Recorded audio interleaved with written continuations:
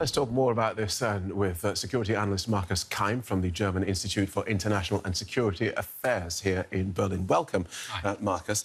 Let's start with this latest escalation from Turkey then. Do you see a link between the suicide bombing at the weekend at this wedding and Turkey's latest actions against Kurds? Absolutely. We have a string of attacks in Turkey, in Ankara, in Istanbul, in Zurich, which have started in summer of the last year, all attacks probably by the Islamic State. And until the last year, IS was seen as a partner in the fight against President Assad in Syria, a partner for the Turkish foreign security policy. And this has shifted, and now we see the escalation as the latest reaction of the Turkish government to this attack. So we have Turkey firing on IS as well as the Kurds.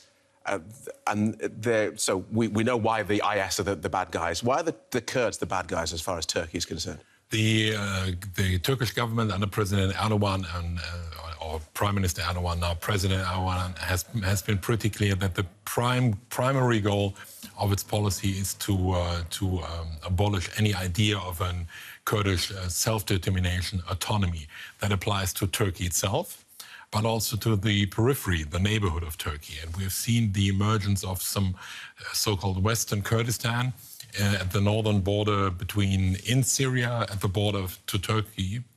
And there's a suspicion or concern that would foster the Kurdish interest in self-determination, autonomy in Turkey itself. So, given that the Kurds are backed by America, we have perhaps the sight of two NATO allies, Turkey and America, perhaps going against each other, if only by proxy. Absolutely. And I think this will be one of the topics. Foreign Minister Kerry will be visiting Turkey tomorrow. And I think he will exactly voice this concern that Turkey is supporting and is attacking an ally of the United States, which is a valuable ally in the fight against ISIS in Syria as well as in Iraq. So briefly then, Markus, how far do you think Turkey would be willing to push its military involvement in Syria? I think Turkey is ready to accept a limited war in Syria, with the overarching goals to fight the Kurds, to fight the emergence of Western Kurdistan in northern Syria, to fight ISIS to a certain degree.